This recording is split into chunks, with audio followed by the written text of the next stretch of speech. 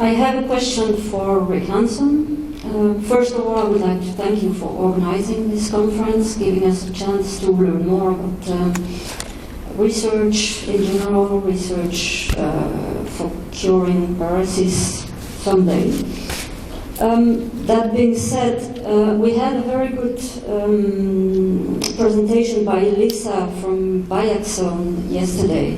She was mentioning the role of the non-for-profit organizations to actually accelerate research towards a cure.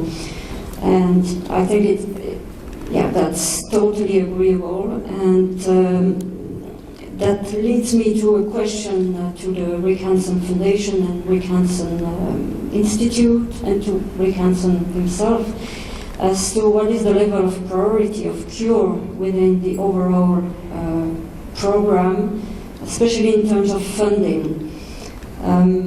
There was a question that was raised by a spinal cord injury patient. His name is Dennis Tesoro. He's Canadian born, he lives in Japan, so he couldn't be here.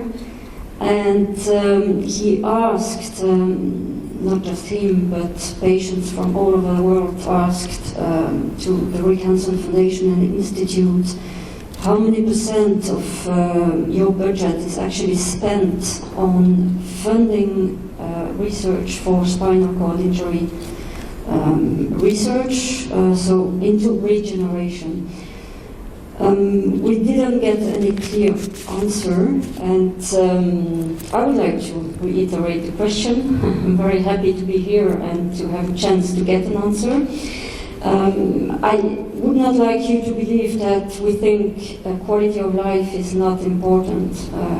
We, just like anybody who is in a chair here, I think, I have some problems, we all have problems, but I think quality of life has been improved greatly thanks to organizations like yours. So I think we can all thank you. Probably we would not be able to travel and we would not be here if it wouldn't be for organizations dealing with quality of life.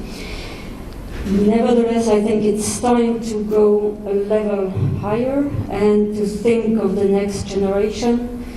The challenge of quality of life will continue to be there, but there is a bigger challenge, and that's cure for tomorrow.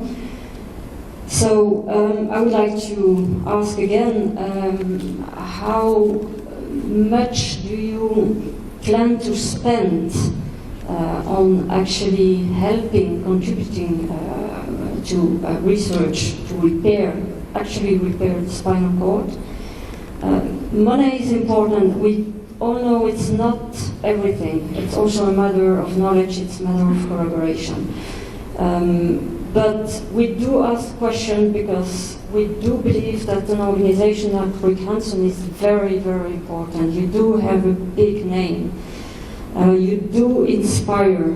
And if you don't spend more than just 1 or 2% of your total budget into trying to repair spinal cord, we think it does send a wrong message. We might be wrong, but so I would like to ask you whether you can tell us how much you spend and how much you plan to spend.